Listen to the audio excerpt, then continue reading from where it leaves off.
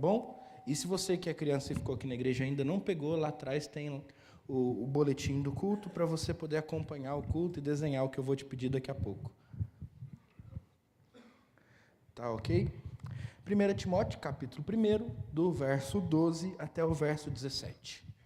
O texto diz assim: Dou graças a Cristo Jesus, nosso Senhor, que me fortaleceu e me considerou fiel, designando-me para o ministério. A mim, que no passado era blasfemo, perseguidor e insolente, mas alcancei misericórdia, pois fiz isso na ignorância e na incredulidade. Transbordou, porém, a graça de nosso Senhor com a fé e o amor que há em Cristo Jesus. Esta palavra é fiel e digna de toda aceitação, que Cristo Jesus veio ao mundo para salvar os pecadores, dos quais eu sou o principal. Mas, por essa mesma razão, me foi concedida misericórdia, para que em mim, que sou o principal pecador, Cristo Jesus pudesse mostrar a sua completa longanimidade, e eu servisse de modelo para todos os que hão de crer nele para a vida eterna. Assim, ao Rei eterno, imortal, invisível, Deus único, honra e glória para todo sempre. Amém.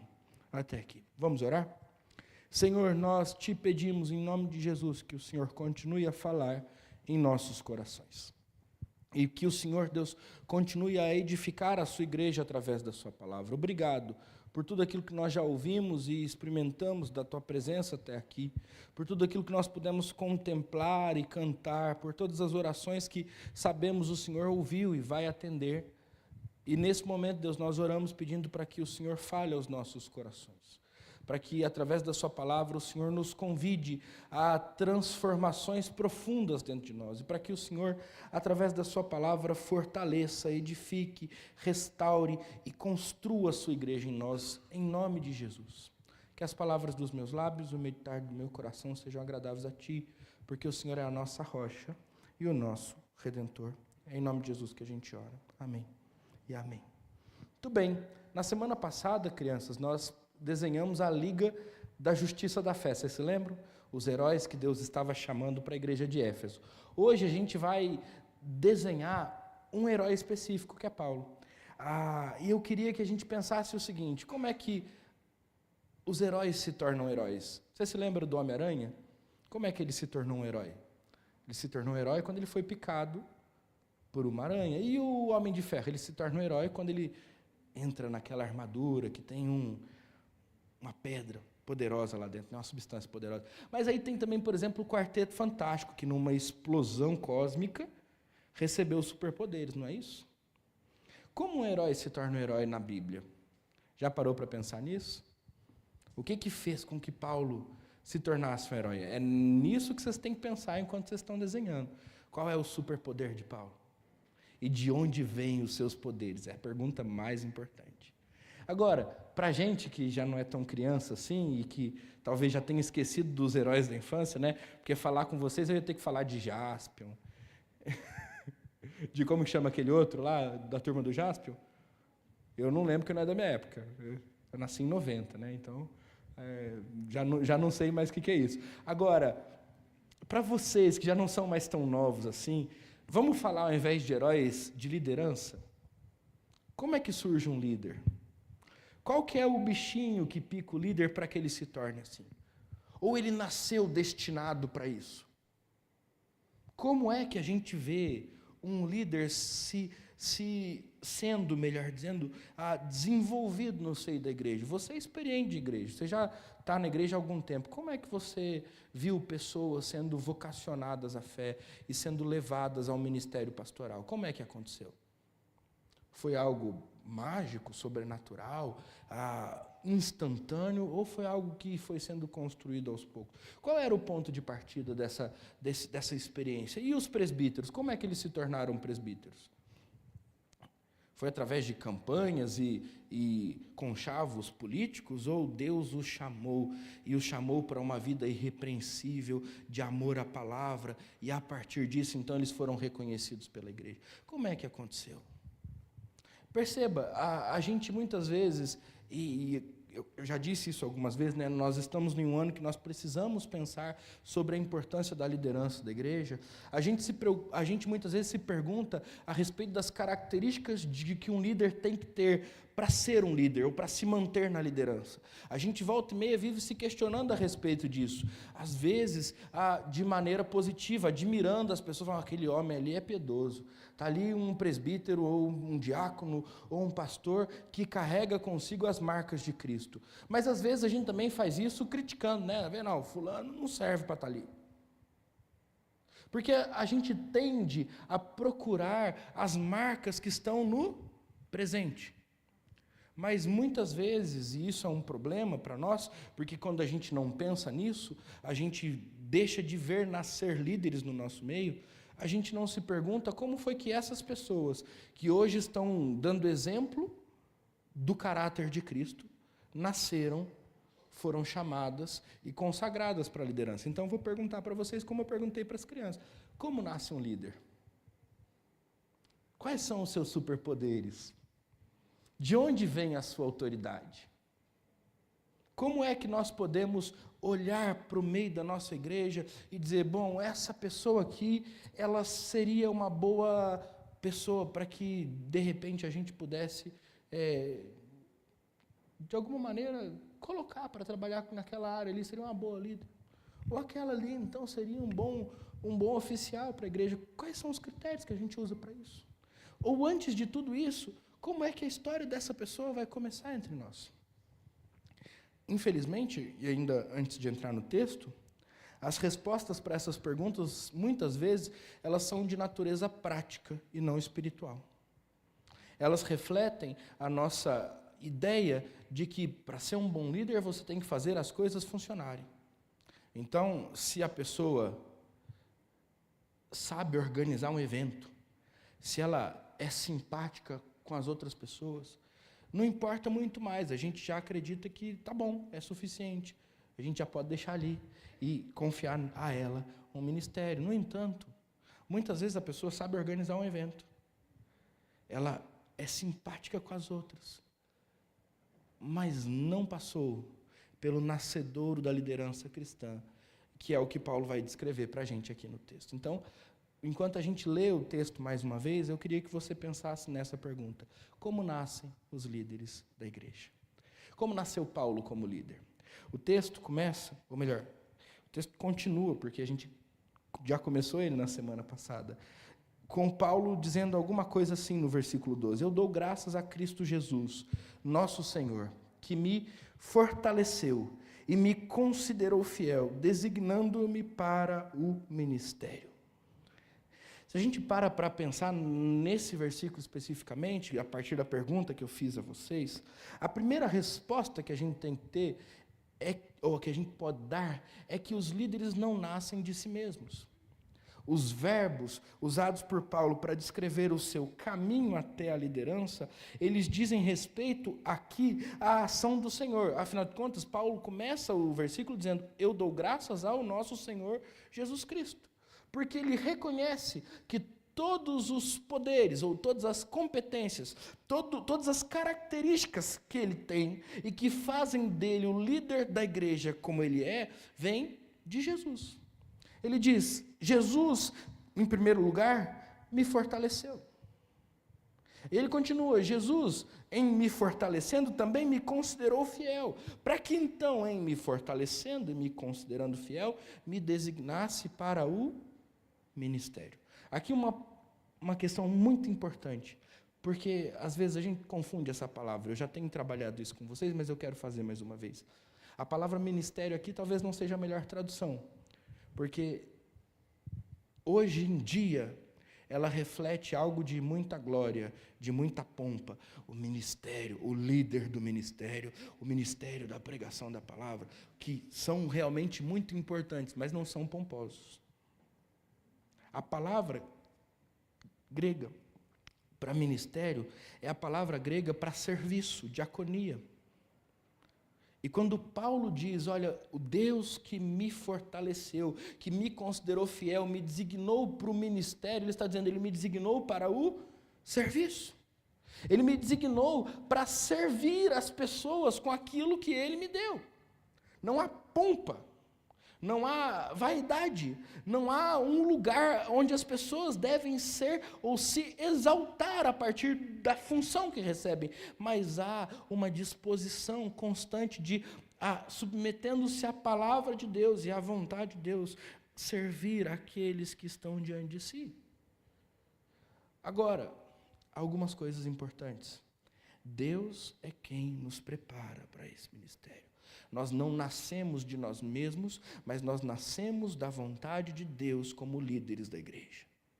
Mas, em segundo lugar, ainda dentro desse versículo, como líderes da igreja, quando nascemos da vontade de Deus para exercermos essa função, nós também nascemos para servir as pessoas. Não para buscar destaque, não para buscar aplausos, não para buscar reconhecimento ou até mesmo o carinho que muitas vezes nós recebemos dos irmãos, mas para servi-los. E isso muda muita coisa, sabe por quê? Porque o convívio na igreja nem sempre é uma constante de coisas agradáveis que acontecem enfileiradas uma depois da outra. Estar na liderança nem sempre é experimentar coisas boas constantemente e ininterruptamente, pelo contrário, estar na liderança é experimentar coisas boas e coisas ruins, se alegrar com os que se alegram e chorar com os que choram, experimentar Jesus restaurando o coração de alguém, transformar essa pessoa em uma pessoa mais parecida com ele, ao mesmo tempo em que nós também experimentamos o pecado de um outro irmão, sobressaindo sobre ou na sua vida e de alguma maneira machucando outras pessoas, até mesmo nos machucando.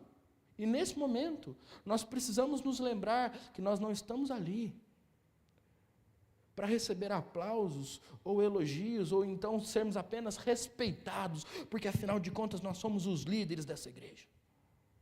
Mas nós também estamos ali para servir as pessoas, mesmo quando elas nos desrespeitam, por causa dos seus pecados. Mesmo quando elas nos ofendem por causa dos seus pecados, mesmo quando elas nos agridem com os seus pecados, porque nós não estamos ali para exigir alguma coisa. Deus nos fortaleceu, Deus nos considerou fiel e Deus também nos designou para o serviço. Então um líder não nasce de si mesmo, ele nasce de Deus. E ao nascer de Deus, ele nasce para o serviço à igreja de Jesus. É interessante a gente pensar em mais uma coisa a respeito disso. Porque muitas vezes, a partir do que eu acabei de dizer para você, você vai dizer assim: então, pastor, eu não vejo a possibilidade de eu ser líder, porque eu não vejo a possibilidade de eu servir alguém que está constantemente me ofendendo. Ou alguém que pode em algum momento me ofender. Ou até mesmo você vai dizer: pastor, eu já estive nesse lugar de liderança, mas eu não o quero mais, porque é muito ruim ter que lidar com a ofensa das pessoas, com o pecado das pessoas. Meus irmãos, o que nos consola diante do pecado dos outros passa por dois lugares. O primeiro eu vou citar agora, o segundo eu vou citar no próximo ponto.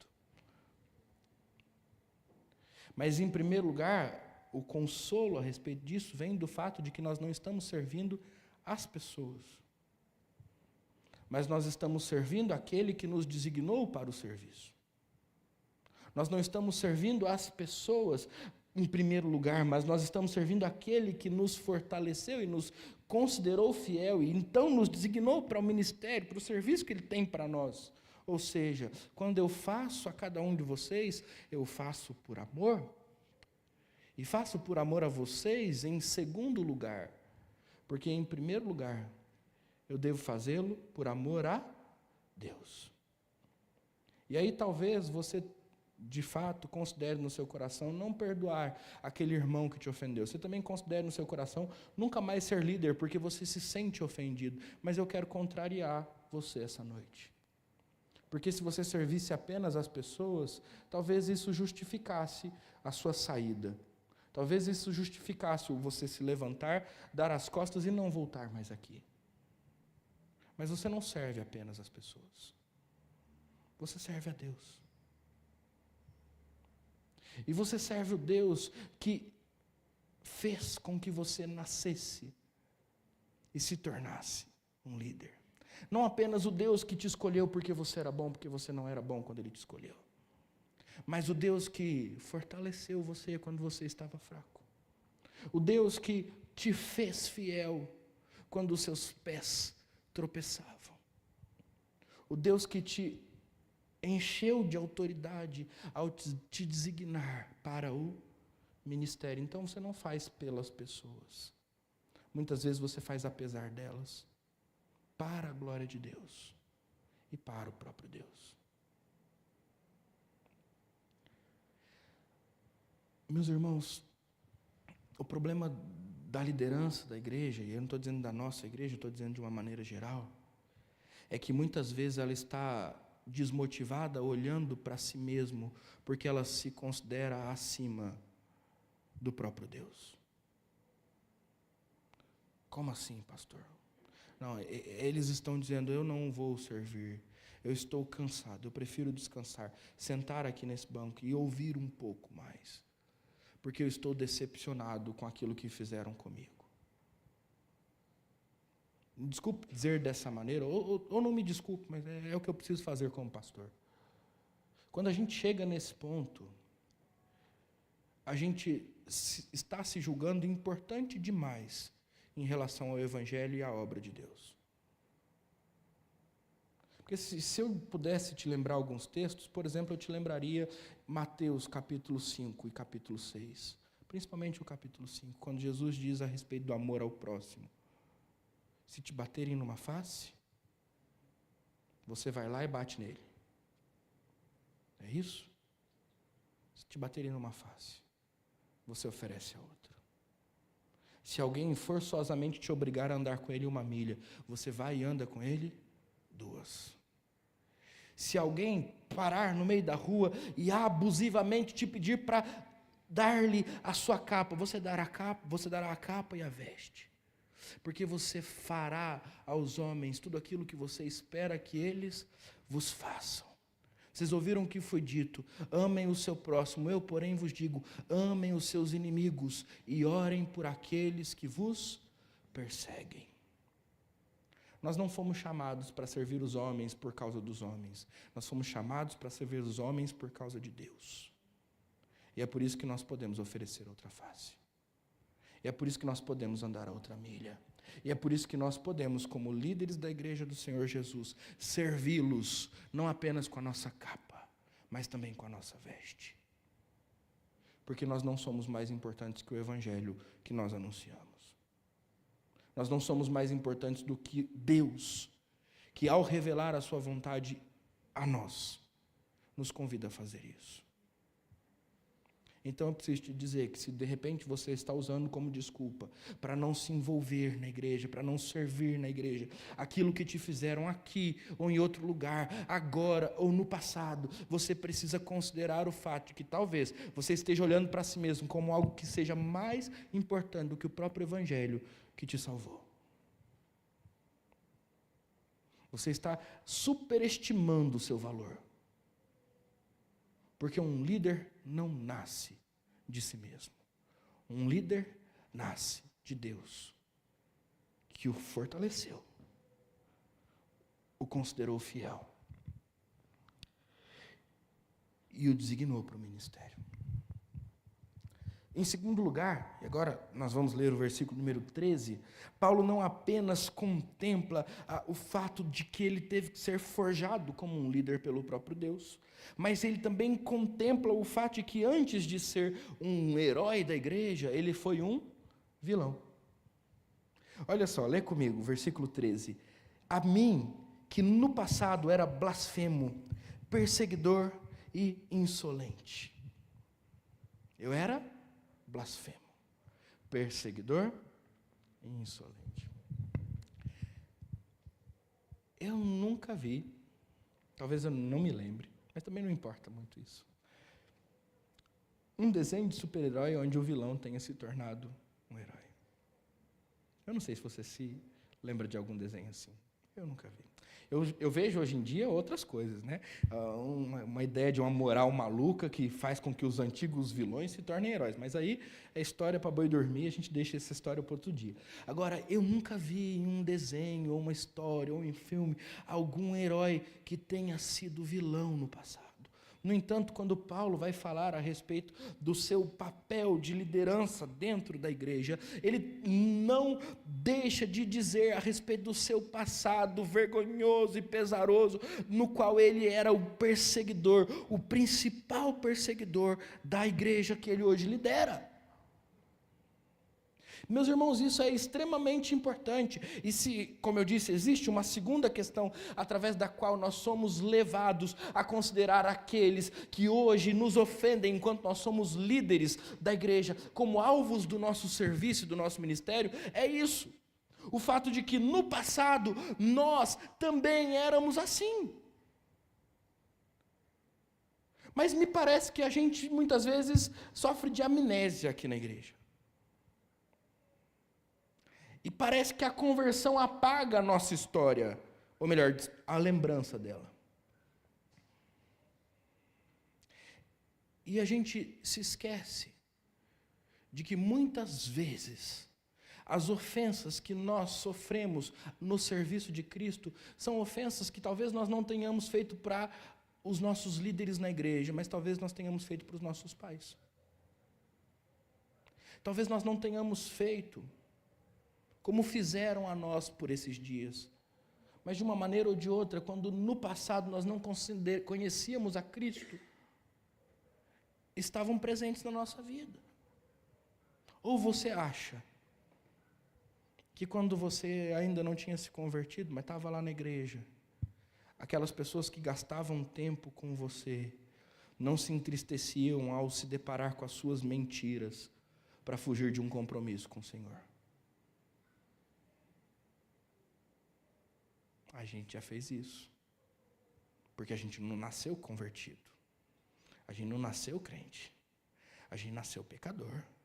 Então, em algum momento, a gente já mentiu para os nossos líderes, a gente já mentiu para os nossos pais, a gente já escondeu coisas que a gente fez. E agora, quando a gente assume uma função de serviço dentro da igreja, me parece que a gente passa por uma amnésia, a gente esquece tudo isso. E a gente se ofende quando pessoas fazem conosco o que nós fizemos com ela, quando nós não conhecíamos com outros, quando a gente não conhecia Jesus.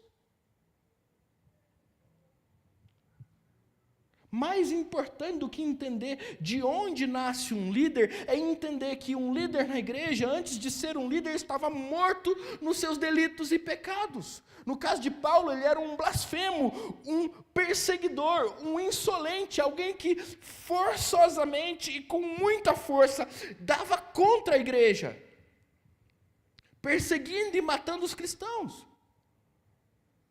Agora, já que ele era assim, por que não ser perseguido e até mesmo considerar a ideia de morrer por causa de Cristo?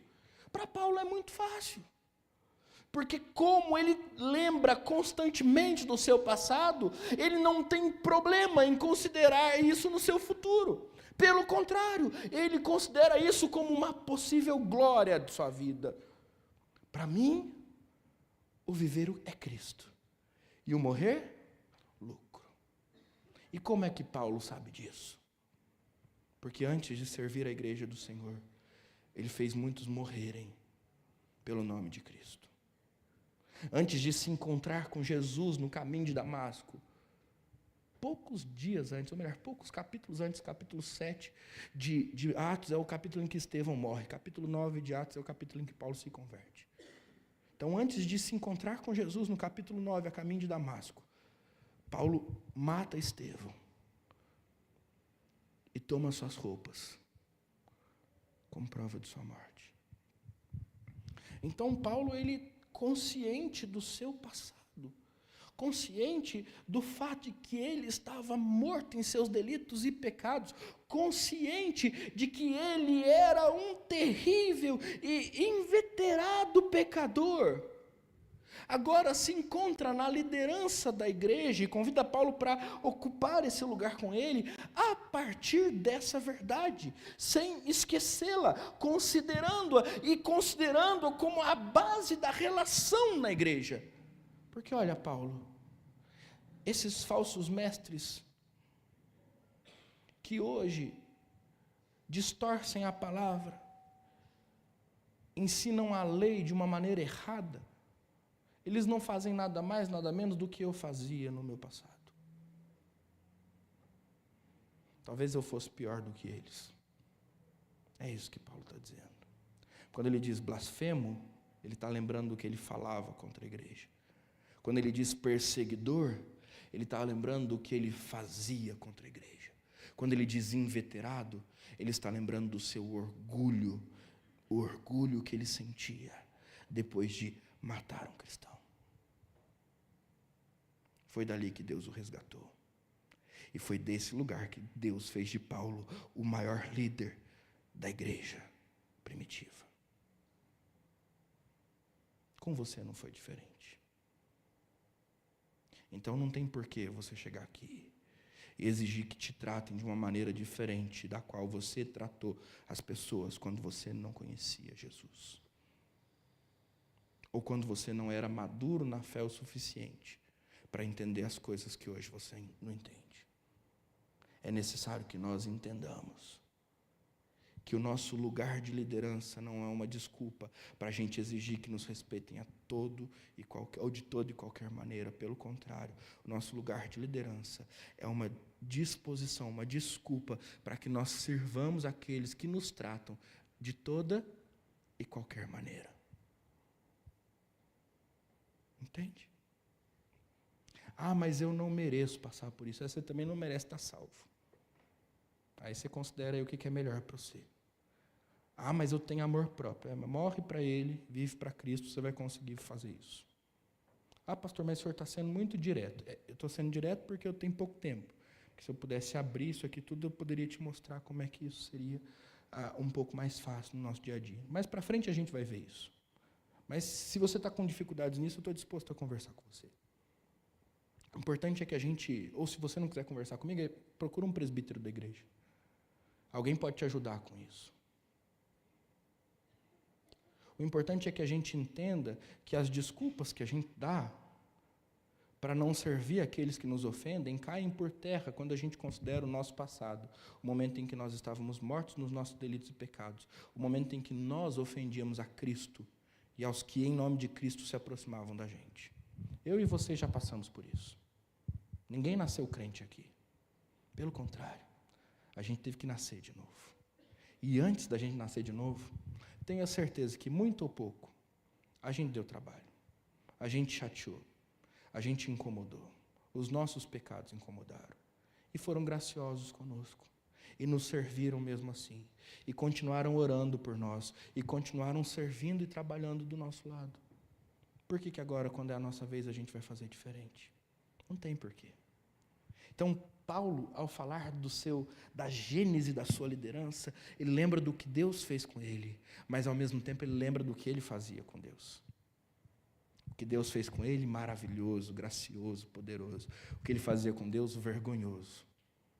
Mas ele tem uma outra perspectiva importante a ser considerada ainda no versículo 13, porque ele diz que tudo isso ele fez, mas ele alcançou misericórdia, porque ele fez isso na ignorância e na incredulidade. O que eu quero dizer aqui é o seguinte: se de repente Paulo não poderia tratar os outros com rancor ou de repente dureza, porque ele não foi tratado assim por Jesus, ninguém também poderia olhar para Paulo e dizer assim: mas você não tem autoridade, porque você foi um perseguidor da igreja, porque você blasfemou contra Deus, porque você de alguma maneira era orgulhoso e orgulhoso demais, saia daqui, não vou te ouvir porque você é um pecador. Ninguém pode fazer isso com Paulo. Por quê? Porque ele alcançou misericórdia, e agora ele já não é mais assim. E agora ele já não vive mais dessa maneira. Deus o está transformando pela sua misericórdia, de maneira que ele se tornou um líder, mesmo com todo o seu passado, pela graça e misericórdia de Deus. Então, como nasce um líder? Ele nasce do próprio Deus e não de si mesmo, porque de si mesmo não é possível nascer. O passado de Paulo diz isso. Agora, como nasce um líder? Ou melhor dizendo, através do que o líder nasce? O verso 14, agora do 14 em diante, eu vou ler 14 por enquanto, diz assim: transbordou, porém, a graça de nosso Senhor, com fé e o amor que há em Cristo Jesus. Um líder nasce através da graça de Deus. O texto, ele usa 3 palavras que são muito conhecidas de nós. A primeira delas, graça. E graça é uma palavra usada em relação ao próprio Deus, Deus Pai. Deus Pai é um Deus de graça. O dono da igreja é um Deus de graça. O dono da história é um Deus de graça. O Todo-Poderoso, Criador dos céus e da terra, é um Deus de graça. Ele podia falar de Jesus como a manifestação da graça, mas ele fala de Deus Pai como a fonte da graça. E isso é muito importante. Porque se a nossa liderança, ou melhor, se a nossa vida como líderes, ela nasce através da pregação do Evangelho da graça, nós precisamos entender que essa graça está presente desde Gênesis, desde quando Deus Pai era o único Deus conhecido na face da terra. Nós não lideramos apenas como Jesus liderou, nós lideramos como Deus deseja que nós lideremos desde o começo da fundação do mundo. A nossa relação como líderes da igreja, ela está embasada na revelação que Deus faz de si mesmo, de Gênesis a Apocalipse, como um Deus de graça. Pastor, mas isso está muito teórico, o que isso quer dizer? Eu te explico. E te explico, inclusive, por que eu estou falando disso. Porque há uma ênfase muito grande no Novo Testamento nos nossos dias, na pessoa de Jesus especificamente, como se ele fosse uma versão melhorada do Deus do Antigo Testamento, e não é isso que nós precisamos entender à luz da palavra. Quando Paulo usa a graça para se referir a Deus Pai, ele está dizendo que a graça de Deus ela pode ser vista desde Gênesis capítulo 1, versículo 1. Que o Deus que criou o mundo e deu ao homem o mundo para que ele governasse sobre si é um Deus de graça. Que o Deus que faz uma aliança com esse homem é um Deus que faz aliança pela sua livre graça. Que o Deus que em Gênesis 3 não o mata, mas mata um cordeiro no seu lugar, preservando-lhe a vida e tirando-lhe do jardim do Éden, ou tirando-o do jardim do Éden, é um Deus de graça. E que nós, como aqueles que estavam mortos nos seus delitos e pecados, mas que no sacrifício de Cristo Jesus foram salvos e redimidos, precisamos conhecer esse Deus de graça e essa graça de Deus.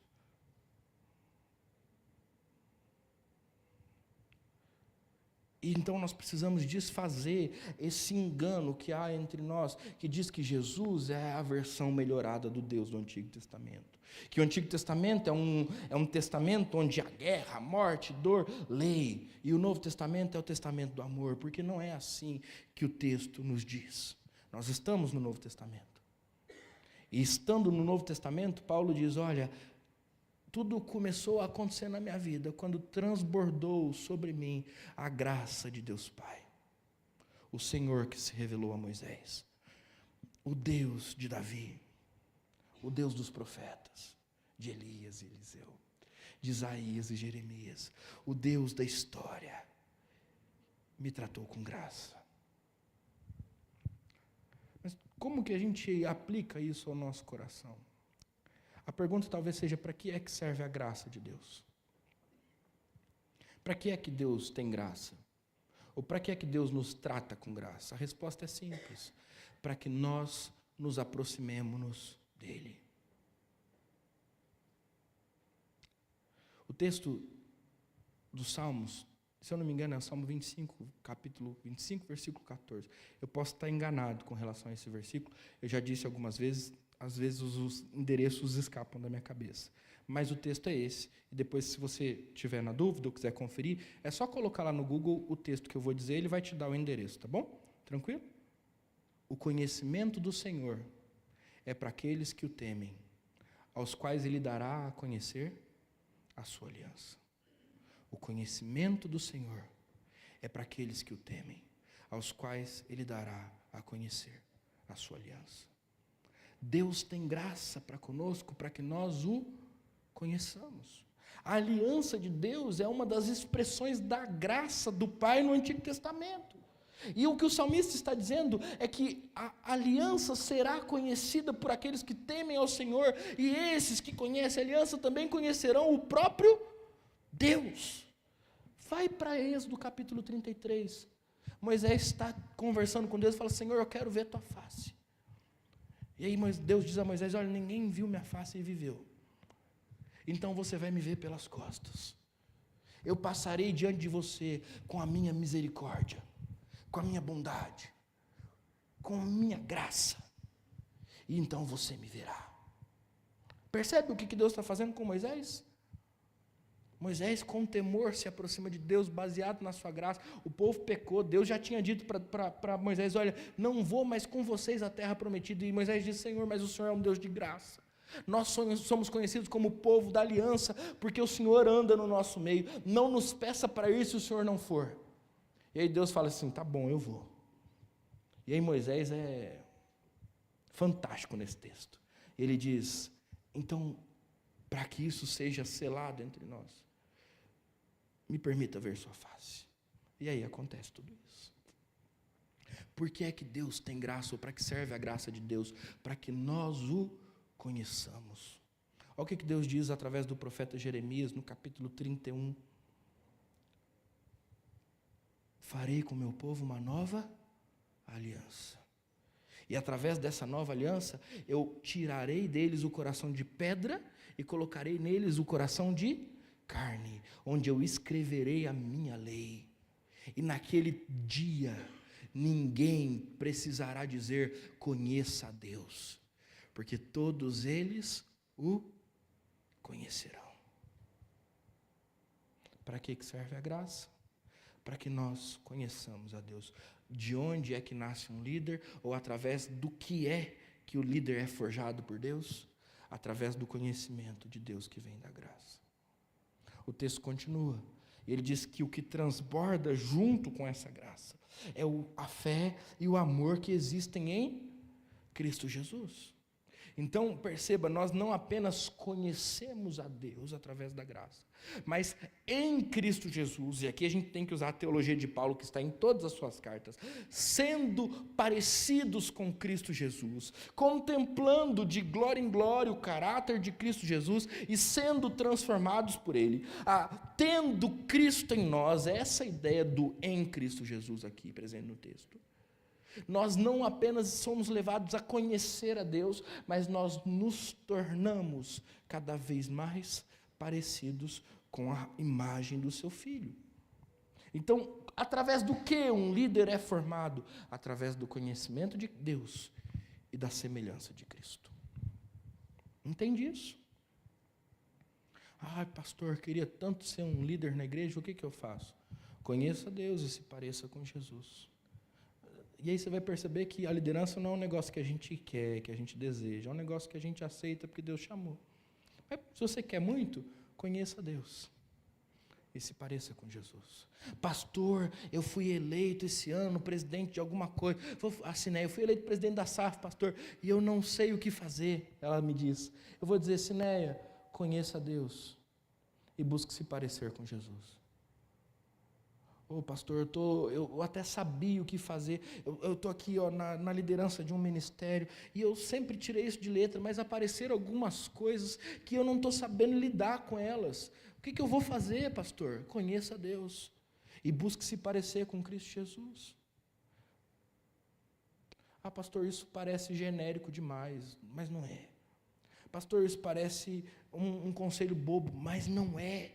Porque a razão da nossa vida, o chamado da liderança não é para servirmos aos outros a partir das nossas opiniões, a partir da nossa experiência, a partir daquilo que nós achamos ser o melhor para nós mesmos, mas a partir do conhecimento de Deus e do caráter de Cristo. Há riquezas no conhecimento de Deus disponíveis para nós, que quando como líderes e servos da igreja nós buscarmos, enriquecerão e edificarão a igreja de Jesus.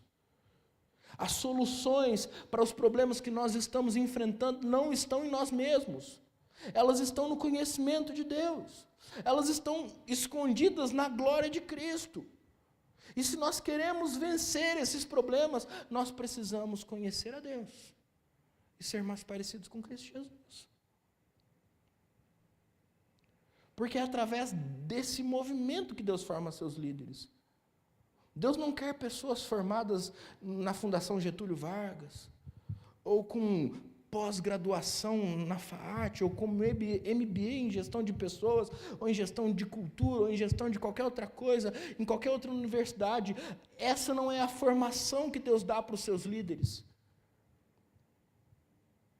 Deus deseja pessoas que o conheçam profundamente e que desejam ardentemente se tornar parecidas com Cristo Jesus. Esses são os líderes que a igreja merece. E esses são os líderes que Deus levanta na igreja. Agora, quando essa graça, esse amor e essa fé transbordam sobre Paulo, ele tem mais duas coisas a dizer a seu respeito. Ele diz que tudo isso aconteceu com ele, porque, versículo 15, essa palavra é fiel e digna de toda aceitação. Cristo Jesus veio ao mundo para salvar os pecadores, dos quais eu sou o principal. Perceba, se o nosso serviço, o nosso ministério não depende de quem nós somos, mas do que Deus fez em nós e de quem Ele é, então não tem problema para Paulo admitir que ele é o principal dos pecadores. Não tem problema para ele dizer, olha, eu sou ruim, ou fui ruim, e Jesus me salvou de toda a minha ruindade. Porque, afinal de contas, o que Paulo deseja é que, quando olharem para ele, as pessoas vejam a glória de Cristo. E, nesse ponto, ele diz, eu sou o principal dos pecadores. E, apesar disso, ainda mais uma coisa, como principal dos pecadores, por essa mesma razão, me foi concedida a misericórdia, para que em mim, que sou o principal pecador, Cristo Jesus pudesse mostrar a sua completa longanimidade, e pasmem, eu servisse agora de modelo, para todos os que hão de crer nele, para a vida eterna. Pergunta, como Paulo, que acabou de admitir com toda a humildade, é o principal dos pecadores, se torna modelo? Ou Paulo está maluco, ou o nosso conceito de modelo está errado. O que é ser modelo como líder da Igreja de Jesus? O que é ser modelo? Às vezes a gente acha que é ser modelo moral. E, de novo, eu falei isso pela manhã, eu quero repetir. Eu não estou ensinando que nós somos liberais e libertinos e podemos fazer tudo que a gente quer fazer, porque o modelo não é isso. Nada disso, tá bom? Paulo vai dizer sobre isso. Eu não vou continuar pecando para que a graça superabunde. Porque onde abundou o pecado, superabundou a graça e tudo mudou. Mas eu quero colocar uma situação para vocês aqui. Nós somos líderes. Imagina que como líder eu comece a bater no peito e dizer assim, olha, vocês precisam ser como eu sou modelo, e eu sou modelo de pai, e eu, como se eu fosse alguma coisa, né? Mas eu sou modelo de pai, e vocês precisam tratar seus filhos como eu trato a minha filha, e eu trato a minha filha como uma princesinha. E você precisa tratar, meu irmão, sua esposa como eu trato a minha esposa, e eu trato minha esposa como uma rainha. Eu não tenho nenhum erro na minha relação com a Marina, pelo contrário, eu sou exemplar nela. Imagine você que eu também continuasse batendo no peito dizendo assim, olha, agora, meus irmãos, vocês precisam tratar uns aos outros como eu trato vocês. Porque eu sou o melhor pastor que vocês já tiveram na vida. E imagine você que eu continuasse batendo no peito dizendo assim, olha só, vocês têm que tratar Deus como eu trato, porque eu acho que Deus nunca teve um servo tão especial quanto eu. O que vocês iam querer fazer? Sair correndo daqui, né? Por quê? Porque vocês iam dizer, esse pastor é um mentiroso.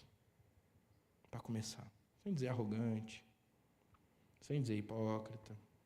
Sem dizer vaidoso. Você disse o quê, Dudu? Soberbo. Não é esse tipo de exemplo que nós fomos chamados a ser. Não é, meus irmãos, esse tipo de exemplo de perfeição. Porque nós não somos perfeitos. Nós nunca seremos perfeitos. E isso não é uma desculpa para pecarmos, mas é uma atestação para que a partir dela nós estejamos livres para admitir as nossas falhas diante uns dos outros, para admitir as nossas dificuldades, as nossas fraquezas, para pedirmos perdão quando necessário, porque nós somos chamados para ser exemplos da graça de Deus que transborda. Nós somos chamados para ser exemplos do amor e da fé de Cristo Jesus que são vistos em nós.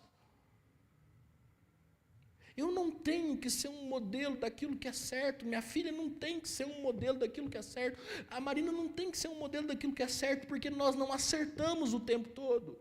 Mas nós temos que ser modelos de pessoas que se dispõem a depender de Jesus todos os dias, justamente porque nós sabemos das nossas falhas. Paulo, o principal dos pecadores, é modelo da graça que nele opera. Ele não tem dificuldade em admitir os seus erros. Quer um exemplo disso? A gente vai chegar lá, final de 2 Timóteo. Em Atos, Paulo briga com Marcos. Ele se separa de Barnabé, se eu não me engano. Ele toma Silas e segue viagem. Barnabé continua com Marcos, porque ele não julga que Marcos seja capaz de exercer o ministério que lhe está sendo confiado. No final de Timóteo, Paulo escreve para ele dizendo: traga-me Marcos, porque ele me é útil. Paulo não tem problema em voltar atrás nas suas posições, porque ele não deseja ser um modelo de perfeição, mas um modelo de um homem trabalhado pela graça de Deus, onde a graça de Deus transbordou, onde a fé e o amor de Jesus são vistos. E é por isso que lá na frente, ou melhor, em outra carta, Paulo vai dizer: sejam meus imitadores, porque eu sou um imitador de Cristo. Você entende isso? Que se a graça é aquilo que nos faz ser quem somos, é a graça que tem que ser vista em nós.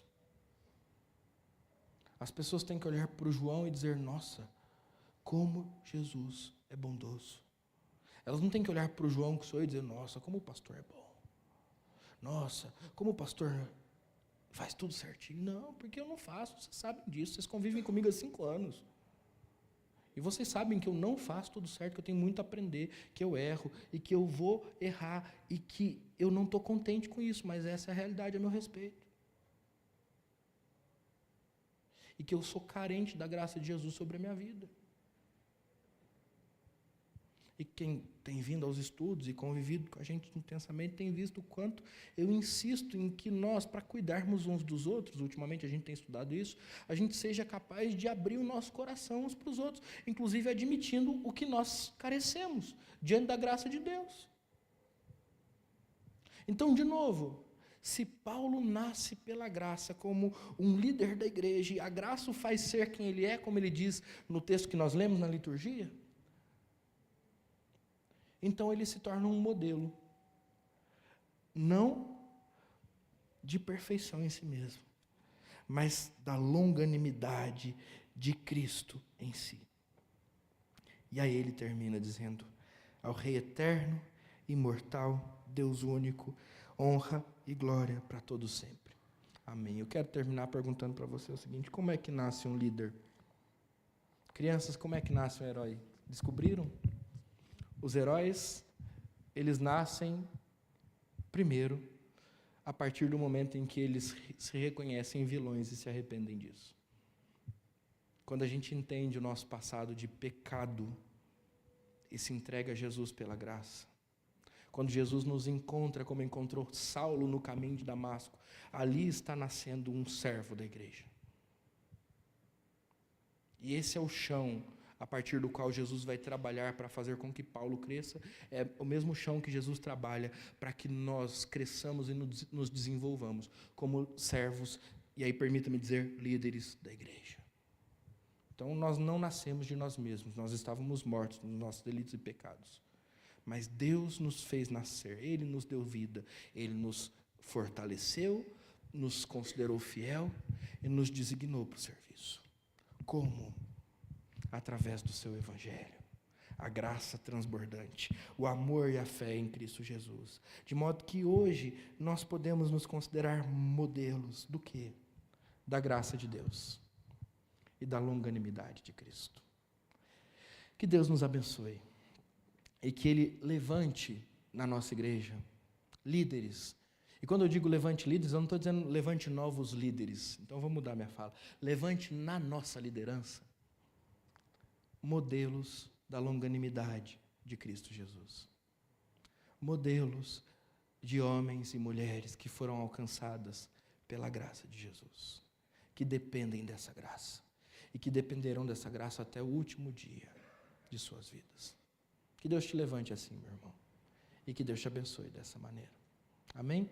Queria te convidar a se colocar em pé. Nós vamos cantar apenas o refrão do hino 266.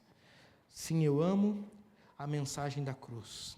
É a nossa resposta à mensagem que ouvimos, porque é a mensagem da cruz que nos faz igreja saudável, liderança saudável, povo saudável, modelo saudável para aqueles que desejam caminhar com o Senhor Jesus. Amém? Depois nós vamos orar e receber a bênção.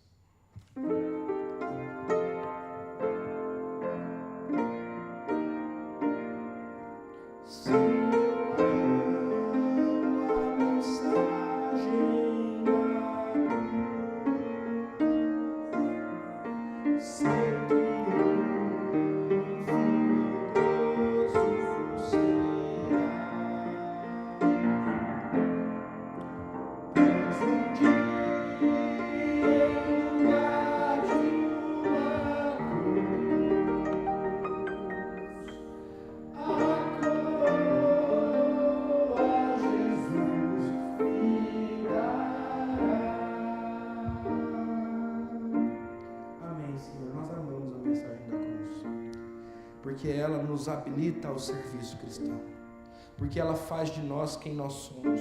A graça de Deus nela presente revela o seu conhecimento e nos torna cada vez mais parecidos com Jesus Cristo, na sua fé e no seu amor. Pai, a minha oração é para que o Senhor nos faça modelos da sua graça, modelos da sua longanimidade, modelos do seu agir. Minha oração é para que as pessoas, ao olharem para nós, ao exercermos o serviço que o Senhor confiou a nós nessa igreja, elas não vejam as nossas vidas sobressaindo, mas elas vejam Cristo em nós. O caráter de Cristo, o amor de Cristo, a graça de Cristo, o relacionamento que Cristo tinha com o Senhor. É isso que nós desejamos, Pai. É isso que nós ansiamos. Esses são os nossos poderes como servos da sua igreja. E é disso que nós queremos desfrutar. Levanta-nos, Pai, como uma geração de líderes saudáveis, que buscam glorificar ao Senhor, ao edificar a igreja, servindo-lhes como modelo. Em nome de Jesus, Pai. Amém e amém. E agora, irmãos, que a graça do Senhor Jesus, o amor de Deus o Pai e as consolações ternas do Espírito Santo de Deus estejam sobre vocês e sobre vocês permaneçam, hoje e sempre. Amém.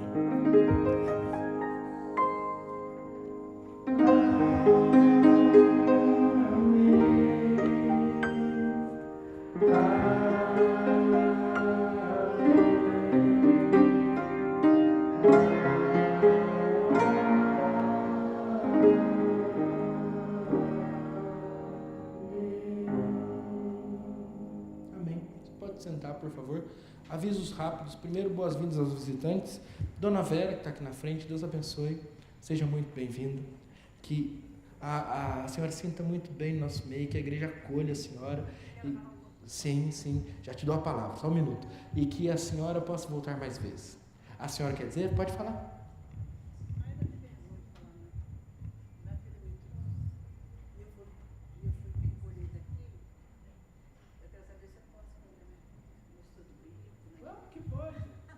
Pode. Eu vou pensar se eu deixo a senhora vir. Claro que pode, vai ser um prazer, dona Vera, um prazer. Deus abençoe a senhora. Espero a senhora quinta-feira, hein? Venha mesmo. Agora também a Nayara nos visita. Deus abençoe, Nayara, seja muito bem-vinda. Se você quiser falar, você pode também, mas não precisa, tá? Fica tranquilo. Seja muito bem-vinda, que você se sinta acolhida e volte sempre. Deus abençoe você. Irmãos, eu tinha 2 avisos para dar, um escapou. Lembrei. Então agora eu tenho 2 avisos para dar. Não escapou mais nenhum. O primeiro deles é porque neste sábado as nossas mulheres estão convidadas, convocadas a estarem aqui na nossa igreja a 1h, Cineia? 1h30, na reunião da Federação de Mulheres que vai acontecer na nossa igreja. É uma bênção a gente poder receber as mulheres da região do nosso presbitério, da nossa federação, para celebrar o serviço de Cristo aqui nesse lugar. Então, vocês todos estão convidados e queremos que todas vocês estejam presentes para esse tempo especial. Tá bom? Qualquer informação maior, procura a Cineia, que é aquela mulher que estava lá na porta enquanto você estava entrando, se você não sabe quem é, a presidente da nossa SAF, tá bom? O segundo aviso que eu não posso esquecer é que nós estamos tendo, todas as quintas-feiras, aulas de canto às 18h45, das 18h45 até às 7h30, que é a hora que começa o nosso estudo bíblico. Então, se você gosta de cantar, mas não sabe cantar, ou se você gosta de cantar, já sabe cantar, mas quer aprender um pouco mais, deseja se aperfeiçoar nisso, é só você estar presente aqui às 18h45, que nós vamos, quer dizer, eu não, o Cássio vai te ajudar com isso. Pastor, mas se eu estiver cantando nas aulas, eu sou obrigado a cantar no louvor ou cantar hino? Não, você pode aprender a cantar para cantar no banco. É claro que nós estamos fazendo isso para que você também possa se capacitar e se envolver. Pastor, eu estou no louvor, eu sou obrigado a fazer aula de canto? Obviamente que ninguém é obrigado a nada aqui nesse lugar, mas seria muito importante que você aperfeiçoasse o dom que Deus te deu, tá bom? Nós entendemos a rotina de todo mundo, mas nós também entendemos a importância de nós trabalharmos isso com excelência, tá bom? Então, que Deus abençoe você, e se você assim deseja participar, se você deseja servir melhor ao Senhor, nós esperamos vocês às 18h45 nas aulas de canto. Para além disso, nessa quinta-feira a gente já começa com a dinâmica nova das crianças. Então, só para avisá-los, durante o estudo bíblico, as nossas crianças estão aprendendo música para servir ao Senhor aqui. Elas vão aprender violino com Cássio, as crianças de 9 anos para cima vão aprender violino com Cássio. E as crianças de 8 anos para baixo, até cadê Dona Samária? Até 5 ou 6, Dona Samária? A partir de 6. Então, de 6 a 8, elas estão aprendendo flauta e iniciação musical com a Dona Samária. Tá bom? Então, de 6 a 12 anos, as nossas crianças estão aprendendo instrumentos para que elas possam servir e participar no culto, tá bom? Quando nós formos fazer apresentações, como Natal ou a Páscoa que acabou, aí nós vamos incluir as outras crianças também, mas nesse momento os ensaios são para essas crianças, porque são as crianças que têm condições de aprender o que nós estamos ensinando, tá bom? Pastor, eu tenho um amigo lá da escola que gostaria muito de aprender. Dentro da perspectiva do discipulado, a gente pode acolher esse amigo. A ideia é que esse momento também seja um momento em que outras famílias conheçam a nossa igreja, tá bom? É claro que nós não vamos dar aula de graça para ninguém, não é isso que nós estamos divulgando. Nós estamos convidando um amigo a aprender um instrumento para louvar a Deus. É isso que nós estamos fazendo. É diferente, tá vendo? Não é um projeto de ação social para aprender um instrumento, mas é um projeto da igreja onde as crianças estão aprendendo um instrumento para louvar a Deus. E se você tem um amigo e você quer fazer esse convite para ele, e ele aceitar, vai ser uma bênção. É para evangelizar, não é para servir. A gente vai servir as pessoas de outra maneira. Nesse caso, nós estamos pensando assim, ok? Combinado? Tudo claro? Estamos ditos? Deus abençoe vocês. Tenham todos uma boa semana e eu espero vocês à porta para cumprimentá-los. Ah, obrigado, Dona Samária, eu estava esquecendo. E a Dona Samária me lembrou, hoje é Dia das Mães. E a Dona Samária fez aquela mesa bonita para a gente lá na frente e também colocou essas 2 orquídeas aqui que estão aqui de propósito. Por quê? Porque nós vamos presentear a mãe mais recente da nossa igreja e a mãe mais antiga da nossa igreja. Eu acredito que a mais recente seja a Fran, certo? Então vem cá na frente, Fran. Alguém tem uma gestação de menos de quantos meses, Fran? Alguém tem uma gestação de menos de 5 meses que queira contar para a igreja inteira nesse momento? Não, né? Então vem cá, Fran. E quem é a mãe mais antiga da igreja que está presente aqui? Quem é a mãe mais antiga da igreja? Deixa eu ver. Quem é? Acho que Dona Zenilda, Dona Zéfa. Hoje a gente tem bastante gente faltando, né?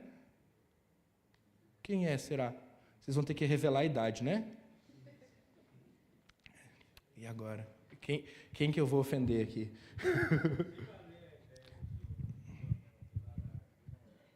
Seu Leonel, a Dona Zéfa entrou com o senhor na arca. Ela não está aqui. Ela não está aqui, então não vale. Tem que estar aqui para valer. Dona Zenilda, a senhora tem quantos anos? Pronto, ela está vindo. Hoje é a senhora. Então pronto, ó, a senhora tem mais ou menos que 71. Tem menos? Ah, então pronto, Dona Vera, vem cá, Dona Vera ganhou. Alguém tem mais que 71, está presente aqui hoje? Não? Dona Vera ganhou, pronto. E ela vai ganhar a orquídea. Vem cá, vamos orar. E aí, através da Fran e da Dona Vera, a gente vai orar pelas mães da nossa igreja. Obrigada. E aí, todas vocês podem pegar lá atrás um marca-página e um chocolatinho, tá bom? Eu vou pedir para o Eduardo orar pelas mães da igreja e louvar a Deus pela vida delas, tá bom? Enquanto ele ora, eu já vou lá para trás. Deus abençoe vocês. Vamos orar. Deus amado, Deus bendito, nós louvamos o Teu nome por essas mães maravilhosas que ensinaram, que cuidaram, que amamentaram, que embalaram os bebês e cuidaram de nós.